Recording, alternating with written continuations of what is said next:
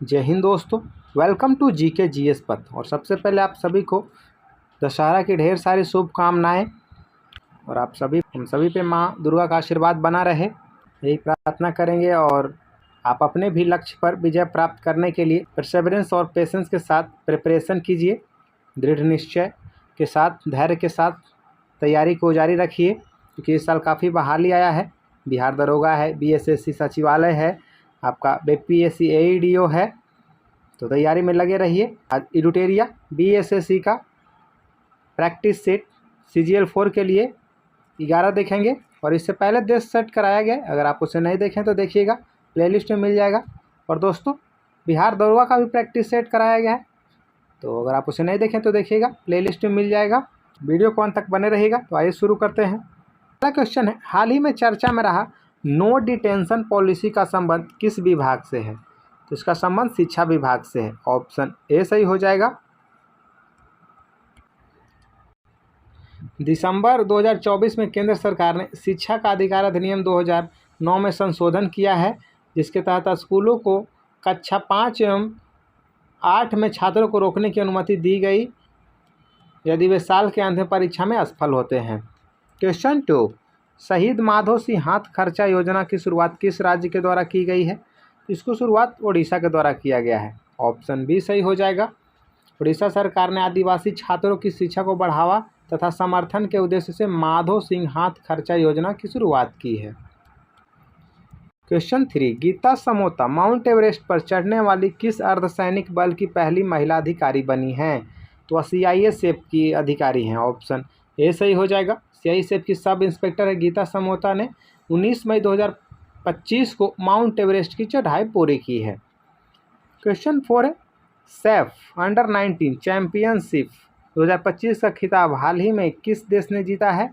तो भारत जीता है बांग्लादेश को हरा करके। ऑप्शन सी सही हो जाएगा। इस खेल का संबंध फुटबॉल से है।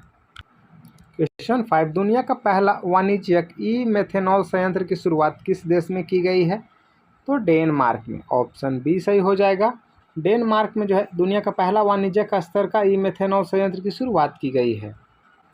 और जापान जो है लकड़ी का सैटेलाइट लॉन्च करने वाला पहला देश बना था। और ये अपने के यहाँ 3D जो है रेलवे स्टेशन भी बनाया था। क्वेश्चन 6 है, हाल ही में UPSC का नया अध्यक्ष किसे नियुक्त किया गया है? काफ़ी 2025 में अपॉइंटमेंट हुआ है। अजय कुमार को है UPSC का नया अध्यक्ष बनाया गया। ऑप्शन ए सही हो जाएगा। UPSC का नया अध्यक्ष अजय कुमार को बनाया गया है। RBI का गवर्नर जो है संजय मल्होत्रा को बनाया गया है।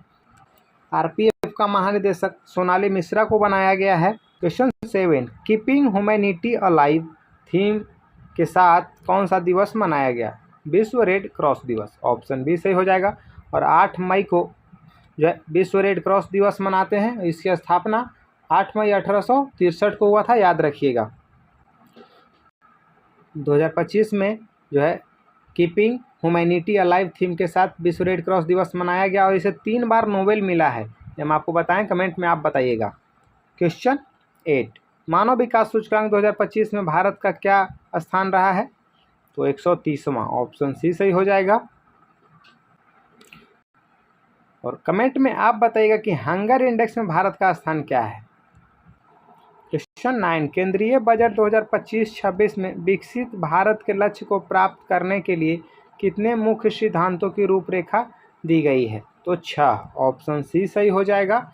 इसमें आपका शून्य गरीबी लक्ष्य रखा गया है, उच्च गुणवत्ता वाली स्वास्थ्य सेवा, 100% कुशल कामगार के साथ रोजगार, आर्थिक गतिविधियों में 70% महिलाओं की भागीदारी, किसान भारत को दुनिया की खाद्य की टोकरी बना रहे हैं, और सभी के लिए शिक्षा।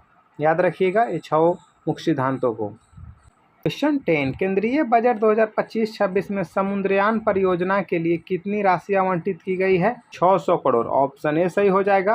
क्वेश्चन 11, भारत ऊर्जा सप्ताह का आयोजन 2025 में कब से कब तक किया गया? तो 11 फरवरी से 14 फरवरी तक। ऑप्शन डी सही हो जाएगा। क्वेश्चन 12, हाल ही में भारतीय सेना ने पूर्वी कमान मुख्यालय फोर्ट विलियम का नाम बदलकर क्या किया गया है? तो विजय दुर्ग। ऑप्शन ए सही हो जाएगा। याद रखिएगा, भारतीय सेना का जो पूर्वी कमान था कोलकाता में, उसका फोर्ट विलियम का नाम बदल करके विजय दुर्ग रखा है। और भारतीय सेना जो 7 कमान में बटा हुआ है, एयरफोर्स भी 7 कमान में, जबकि नेवी जो है वो 3 कमान में बटा हुआ है। और याद रखिएगा 15 जनवरी को जो है भारतीय सेना दिवस मनाते हैं, 8 अक्टूबर को वायुसेना दिवस और 4 दिसंबर को नेवी दिवस मनाते हैं। क्वेश्चन 13, भारत द्वारा कोयला उत्पादन में अप्रैल 2025 तक कितना वृद्धि अर्जित किया गया है? 3.63%। ऑप्शन सी हो जाएगा। क्वेश्चन 14, दुनिया में हथियारों का सबसे ज़्यादा पैसा खर्च करने वाले देशों की सूची में भारत का स्थान क्या है? तो भारत 5वें स्थान पर है। ऑप्शन सी सही हो जाएगा।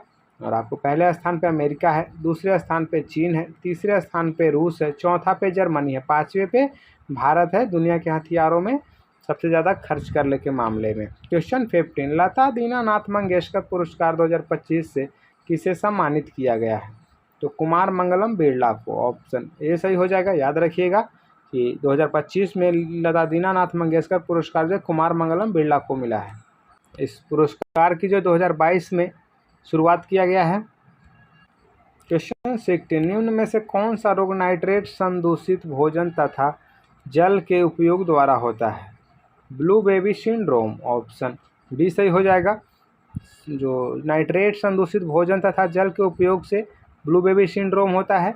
और पारा की जो है जल में अधिकता से मिनीमाता रोग होता है, जबकि कैडमियम की अधिकता से इटाई रोग होता है। याद रखिएगा। क्वेश्चन 17 है, निम्नलिखित में से कौन सा रक्त तत्व सबसे पहले कृत्रिम रूप से उत्पादित किया गया था? तो टेक्नीशियम। ऑप्शन डी सही हो जाएगा। टेक्नीशियम एक रासायनिक तत्व है जिसका परमाणु क्रमांक 43 है। याद रखिएगा। और इसको 1937 में जो है सर्वप्रथम निर्माण किया गया था। क्वेश्चन 18, निम्नलिखित में से कौन सी धातु जल के साथ अभिक्रिया करके हाइड्रोजन उत्पन्न नहीं करती है? तो कैडमियम नहीं करता है। ऑप्शन बी सही हो जाएगा। सभी क्षारीय धातु जल से क्रिया करके हाइड्रोजन उत्पन्न करते हैं, लेकिन कैडमियम का जो आयनन विभव कम होने के कारण यह जल से हाइड्रोजन को विस्थापित नहीं कर पाता है। क्वेश्चन 19 है, निम्नलिखित में से कौन सा कथन सत्य है? अपचयन अभिक्रिया के दौरान परमाणु में इलेक्ट्रॉन ग्रहण होते हैं। आपका एक कथन ही सही हो गया, सही है। अपचयन अभिक्रिया में हाइड्रोजन ग्रहण किया जाता है, ऑक्सीजन का त्याग होता है, इलेक्ट्रॉन ग्रहण किया जाता है। विद्युत धनात्मक तत्वों की संख्या बढ़ती है और विद्युत ऋणात्मक तत्वों की संख्या में कमी आती है। याद रखिएगा। क्वेश्चन 20, यूकैरियोटिक कोशिका के संबंध में कौन सा कथन गलत है? इसमें समसूत्री कोशिका विभाजन होता है, सही कथन है। इसमें श्वसन तंत्र जो है माइटोकॉन्ड्रिया में होता है, यह भी सही कथन है। इसमें रिक्तिका उपस्थित नहीं होता, सी यहाँ पे गलत है। इसमें 80 प्रकार के राइबोसोम होते हैं, यह भी डी भी सही है। सी यहाँ पे गलत है क्योंकि इसमें रिक्तिका जो है उपस्थित होती है। क्वेश्चन 21, निम्नलिखित ग्रंथियों में से टाइलिन एंजाइम का स्रोत क्या है? तो इसका लार ग्रंथियाँ हो जाएगा। ऑप्शन डी सही हो जाएगा। मनुष्य में लार में लगभग 99% जो है जल तथा शेष 1% एंजाइम जो होता है। और याद रखिएगा कि लार में 2 प्रकार के मुख्यतः एंजाइम पाए जाते हैं, टाइलिन एवं लाइसोजाइम। क्वेश्चन 22, विषाणु में निम्नलिखित में से कौन सी एक विशेषता नहीं होती है? डीएनए या आरएनए की मौजूदगी, सही कथन होती है। परपोषी कोशिका के भीतर प्रजनन, यह भी सही है। स्वभाव में पूरी तरह परजीवी, यह भी सही है। कोशिका भित्ति की मौजूदगी, ऑप्शन डी यहाँ पे गलत कथन है, यह वायरस की विशेषता नहीं है। और विषाणु की खोज जो किया गया था इवॉन विस्की के द्वारा किया गया था। और याद रखिएगा विषाणुओं में सजीव और निर्जीव दोनों के गुण पाए जाते हैं। ये किसी जीवित कोशिका में पहुंचते ही सक्रिय हो जाते हैं और यह एंजाइमों का संश्लेषण करने लगते हैं। इसमें डीएनए आरएनए भी मौजूद होती है, इसमें कोशिका भित्ति नहीं पाई जाती है। क्वेश्चन 23, अलैंगिक प्रजनन लैंगिक प्रजनन से भिन्न है।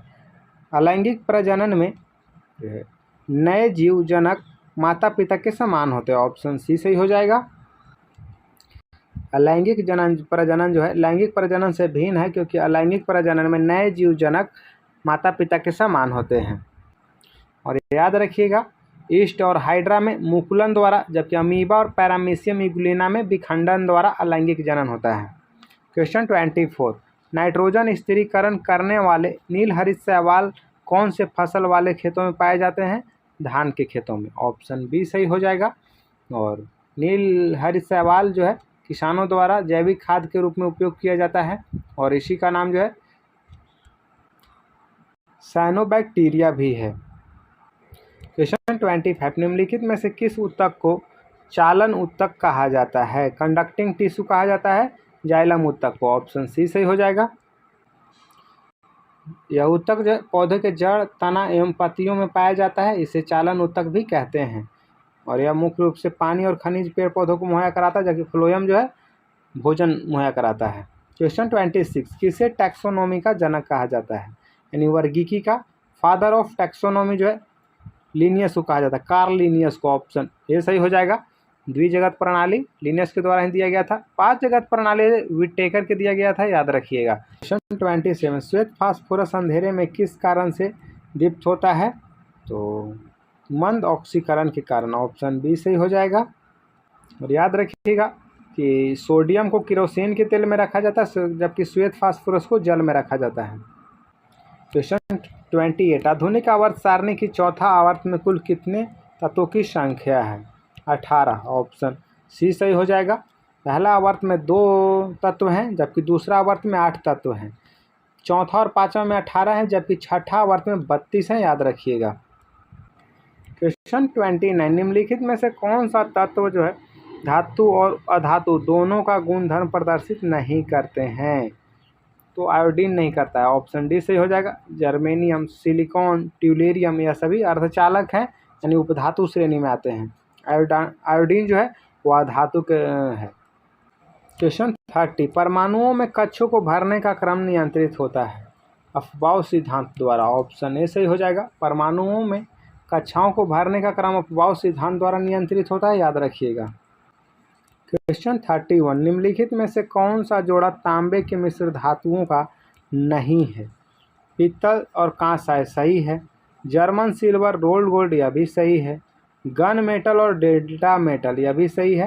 रोज मेटल एवं टाइप मेटल नहीं है। ऑप्शन डी यहाँ पे सही नहीं है इसमें, क्योंकि रोज मेटल में बिस्मथ, सीसा और टीन होता है और वहीं पे टाइप मेटल में लेड, टीन तो होता ही है, वहाँ पे एंटीमनी हो जाता है।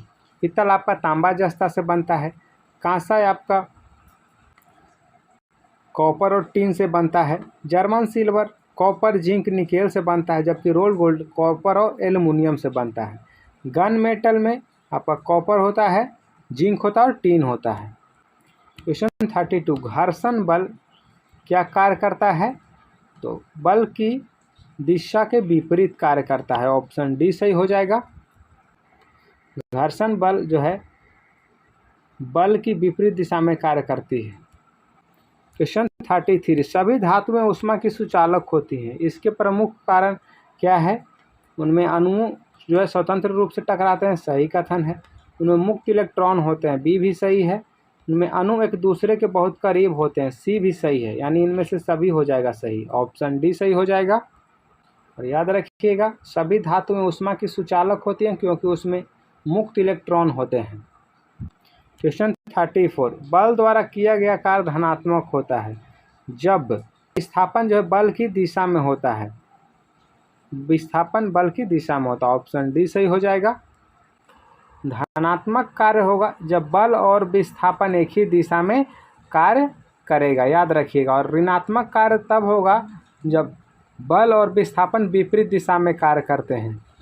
और शून्य कार्य हो जाएगा जब बल और विस्थापन एक दूसरे के लंबवत होते हैं।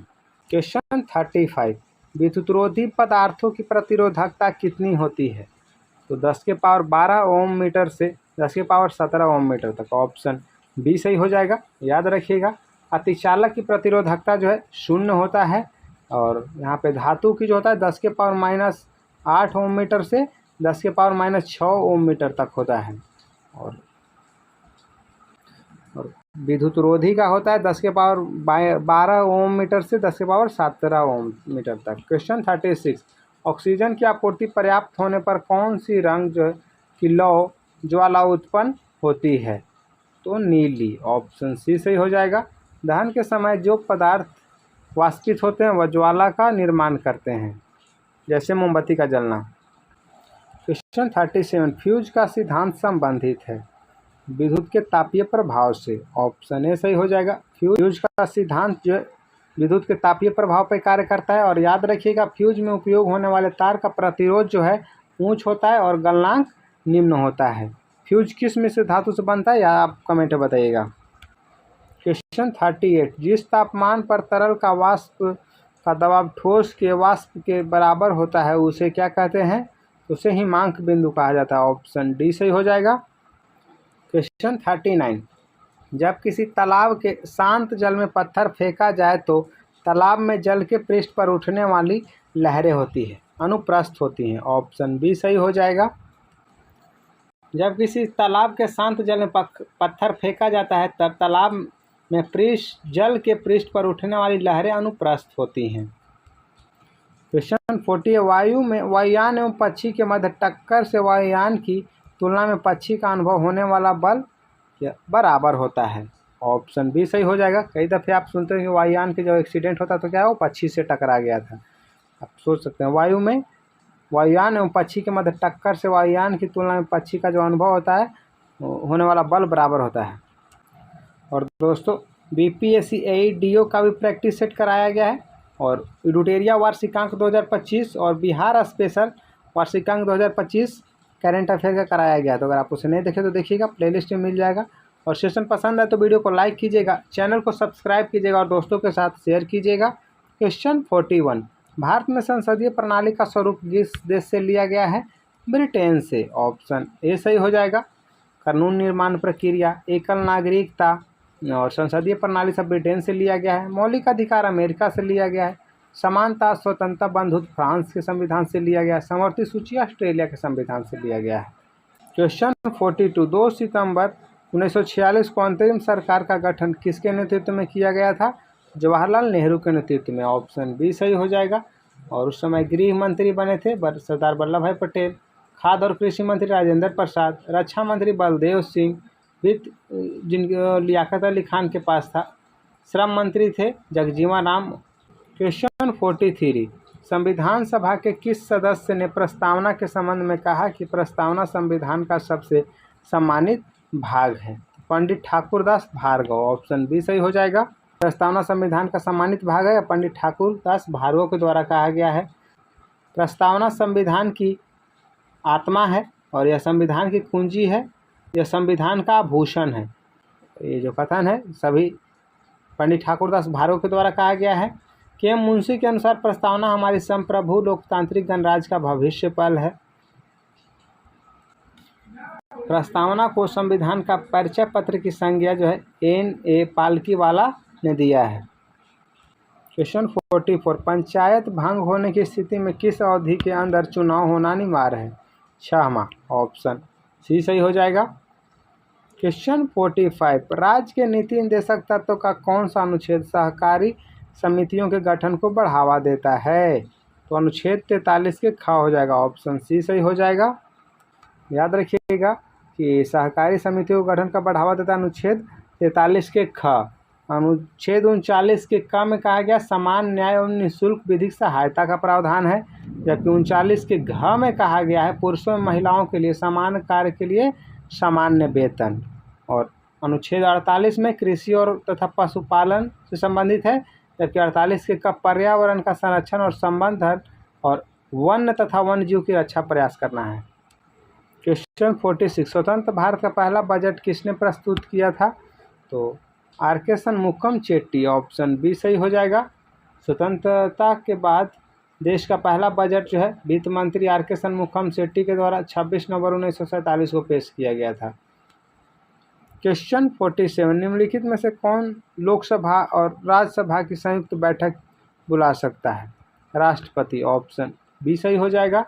अनुच्छेद 108 के तहत राष्ट्रपति किसी साधारण विधेयक पर दोनों सदनों के मध्य गतिरोध की स्थिति में लोकसभा और राज्यसभा की संयुक्त बैठक बुला सकता है, लेकिन अध्यक्षता लोकसभा अध्यक्ष करता है, याद रखिएगा। Question 48 world economic outlook report कौन प्रकाशित करता है? IMF करता है। ऑप्शन सी सही हो जाएगा। और IMF का मुख्यालय वाशिंगटन DC है, याद रखिएगा। और क्वेश्चन 49 निम्नलिखित में से कौन सी एक सकल घरेलू उत्पाद यानी जीडीपी की गणना करने की विधि नहीं है, तो उत्पाद विधि है, आय विधि है, व्यय विधि है, ह्रासमान लागत विधि नहीं है। ऑप्शन बी यहाँ पे सही हो जाएगा। याद रखिएगा कि घरेलू जो उत्पादन जीडीपी गणना करने की 3 विधि है। ये क्वेश्चन पूछा हुआ भी है, उत्पाद विधि, आय विधि और व्यय विधि। क्वेश्चन 50, अंत्योदय कार्यक्रम सर्वप्रथम किस राज्य में शुरू किया गया था? तो राजस्थान में। ऑप्शन डी सही हो जाएगा। और अंत्योदय कार्यक्रम जो है चलाया गया था 2000 में, याद रखिएगा। क्वेश्चन 51, निम्नलिखित में से कौन गलत विकल्प का चयन करे? उदयपुर वन्यजीव अभ्यारण्य पश्चिमी चंपारण सही है। बरैला वन्यजीव अभ्यारण्य वैशाली सही है। वाल्मीकि वन्यजीव अभ्यारण्य पूर्वी चंपारण है आपका सी गलत है। भीम बांध वन्यजीव अभ्यारण्य मुंगेर में डी भी सही है। तो वाल्मीकि वन्यजीव अभ्यारण्य जो पूर्वी चंपारण में नहीं, पश्चिमी चंपारण में है, याद रखिएगा। क्वेश्चन 52, किस शासक ने एक राठ तथा सर्वछत्रांतक की उपाधि धारण की थी? तो महापद्म नंद। ऑप्शन डी सही हो जाएगा। महापद्म नंद वंश का संस्थापक था और इसने एक राठ की उपाधि लिया था। नंद वंश का अंतिम शासक घनानंद था। चंद्रगुप्त मौर्य वंश का संस्थापक था। अजातशत्रु हर्यक वंश से था। क्वेश्चन 53 है, बक्सर के युद्ध के संबंध में निम्नलिखित कथनों पर विचार करें। बक्सर की लड़ाई केवल अंग्रेजों और मीर कासिम के बीच हुई थी, पहला गलत है। बक्सर के युद्ध के पश्चात मुगल सम्राट ने कंपनी को बंगाल की दीवानी और फौजदारी अधिकार दे दिए, दूसरा भी गलत है। तो सत्य कथन का चयन करना है यहाँ पे, ना तो एक और ना ही दो। ऑप्शन डी सही हो जाएगा। याद रखिएगा, बक्सर का युद्ध 1764 में मीर कासिम अवध के नवाब शुजाउद्दौला था और मुगल बादशाह शाह आलम द्वितीय और अंग्रेजों की संयुक्त सेना के बीच हुआ था। तीन शासक एक तरफ थे और अंग्रेज अकेले थे। और इसमें जो है बक्सर के युद्ध के पश्चात जो है इलाहाबाद की संधि हुआ था, जिसमें दीवानी का सिर्फ कंपनी को दीवानी का अधिकार प्राप्त हुआ था, ना कि फौजदारी का। क्वेश्चन 54, वॉरेन हेस्टिंग्स पर किसने इंग्लैंड में महाभियोग चलाया था? एडमंड बर्क के द्वारा चलाया गया था। ऑप्शन डी सही हो जाएगा। वॉरेन हेस्टिंग्स बंगाल का प्रथम गवर्नर जनरल था और इस पर महाभियोग चलाया गया था एडमंड बर्क के द्वारा। खैर 1795 में सभी आरोपों से बरी कर दिया गया था। क्वेश्चन 55, महलवाड़ी व्यवस्था लागू करते समय बंगाल का गवर्नर जनरल कौन था? तो लॉर्ड हेस्टिंग्स था। ऑप्शन बी सही हो जाएगा।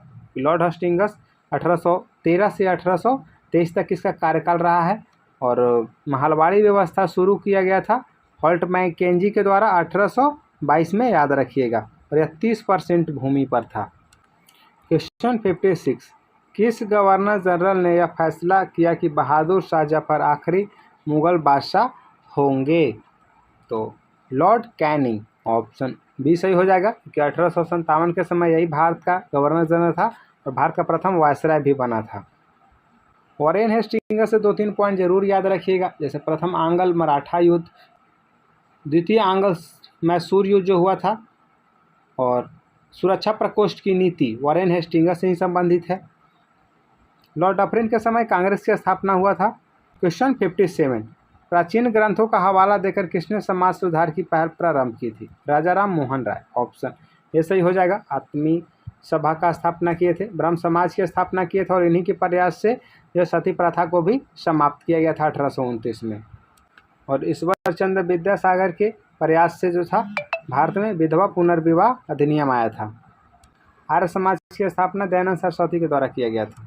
क्वेश्चन 58, अंग्रेजों ने बंगाल विभाजन के पीछे क्या तर्क दिया था?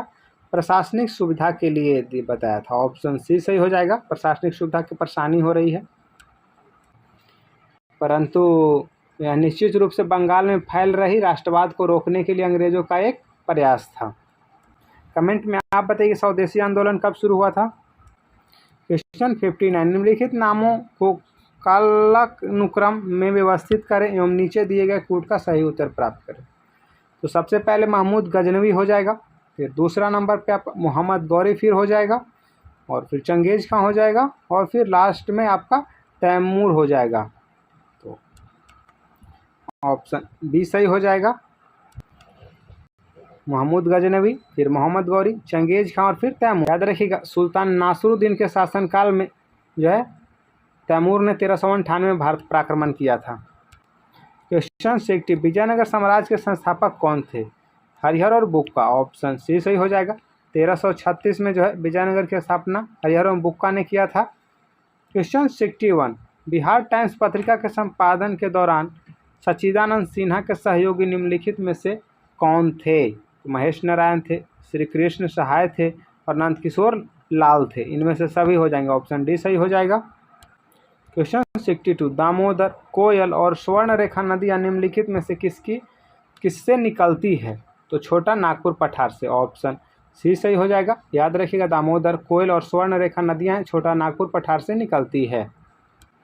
क्वेश्चन 63 है मात्रा के अनुसार वायुमंडल में मौजूद गैसों का घटता क्रम है।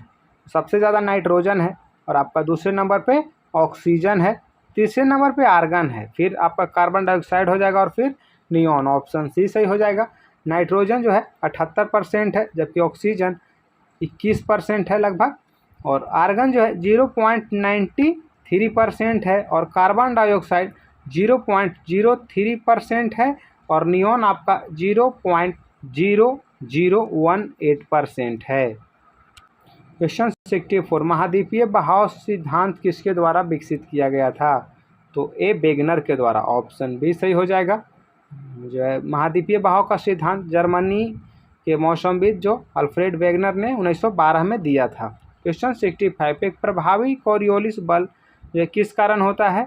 तो पृथ्वी के घूर्णन के कारण। ऑप्शन बी सही हो जाएगा। क्वेश्चन 66 पृथ्वी की भूप्रपट्टी और मेंटल को अलग करने वाली सीमा को क्या कहा जाता है? तो इसका नाम है मोहो असंबद्धता। ऑप्शन सी सही हो जाएगा। भूप्रपट्टी और मेंटल को अलग करने वाली सीमा है मोहो असंबद्धता है, जबकि ऊपरी भूप्रपट्टी और निचली भूप्रपट्टी को अलग करती है कोनराड असंबद्धता, और लेहमैन असंबद्धता के द्वारा बाह्य क्रोड और ठोसांतरिक क्रोड अलग करती है। क्वेश्चन 67 निम्नलिखित में से किस समूह के सभी देशों की तटरेखा भूमध्य सागर के साथ लगती है? तो स्पेन, फ्रांस, इटली और अल्जीरिया। ऑप्शन ये सही हो जाएगा। क्वेश्चन 68 आर्किड एवं ब्रोमियोलाइड जैसे परजीवी पौधे किस प्रकार के वन में उगते हैं? तो वर्षा वन में। ऑप्शन ए सही हो जाएगा। आर्किड और ब्रोमियोलाइड जैसे परजीवी पौधे वर्षा वन में उगते हैं, और आर्किड स्टेट के रूप में अरुणाचल प्रदेश को जाना जाता है, आप याद रखिएगा। क्वेश्चन 69 इनमें से कौन सी टिप्पणी प्राकृतिक वनस्पति जात और प्राणी जात के ह्रास का प्रमुख कारण नहीं है? तो कृषि प्रसार है, बृहत स्तरीय विकास परियोजनाएं हैं, और तीव्र औद्योगिकरण शहरीकरण है। पशुचारण और ईंधन लकड़ी एकत्रित करना नहीं है। ऑप्शन सी यहाँ पे हो जाएगा। क्वेश्चन 70 है केंद्रीय ईरी रेशम अनुसंधान संस्थान कहाँ है? ये आपका मेघालय में है। ऑप्शन डी सही हो जाएगा। केंद्रीय ईरी रेशम अनुसंधान जो है मेंदी पाथर मेघालय में स्थित है, जबकि केंद्रीय रेशम अनुसंधान प्रशिक्षण संस्थान मैसूर में है, और केंद्रीय टसर अनुसंधान संस्थान रांची में है, याद रखिएगा। क्वेश्चन 71 अंतर्राष्ट्रीय साक्षरता दिवस कब मनाया जाता है? 8 सितंबर को। ऑप्शन बी सही हो जाएगा। अंतर्राष्ट्रीय साक्षरता दिवस 8 सितंबर को मनाते हैं। 12 अगस्त को अंतर्राष्ट्रीय युवा दिवस मनाते हैं और हाथी दिवस भी मनाते हैं। 5 सितंबर को राष्ट्रीय शिक्षक दिवस मनाते हैं। क्वेश्चन 72 निम्न में से कौन सा सही सुमेलित नहीं है? दूध सागर जो है जलप्रपात मांडवी नदी पर सही है। चित्रकूट इंद्रावती नदी पर यह भी सही है। जोग शरावती नदी पर यह भी सही। अमृत धारा नर्मदा नदी पर नहीं है। ऑप्शन डी यहाँ पे सही नहीं है, क्योंकि जो अमृत धारा है वह आपका हसदेव नदी पर है और यह काफ़ी चर्चा में रहा था। क्वेश्चन 73 बिहार का पहला रामसर स्थल कौन सा है? कांवर झील। ऑप्शन सी सही हो जाएगा। और अब याद रखिएगा बिहार में भी 5 रामसर स्थल हो गया है। आर्द्रभूमि दिवस 2 फरवरी को मनाते हैं, और टोटल भारत में जो है 93 रामसर स्थल भूमि हो गया है। क्वेश्चन 74 अंतर्राष्ट्रीय कृषि विकास कोष का मुख्यालय कहाँ स्थित है? तो रोम में, इटली में। ऑप्शन ए सही हो जाएगा। अंतर्राष्ट्रीय कृषि विकास कोष का मुख्यालय रोम में है। और कमेंट में आपको बताना है कि WHO का मुख्यालय कहाँ है। क्वेश्चन 75 निम्नलिखित में से किस तारामंडल को शिकारी भी कहा जाता है? तो ओरियन को कहा जाता है। ऑप्शन ए सही हो जाएगा। ओरियन तारामंडल को शिकारी भी कहा जाता है, और इसे काल पुरुष के नाम से भी जाना जाता है। तो ये थे आपके BSSC CGL 4 के लिए 75 क्वेश्चन। सेशन पसंद आए तो वीडियो को लाइक कीजिएगा, चैनल को सब्सक्राइब कीजिएगा और दोस्तों के साथ शेयर कीजिएगा।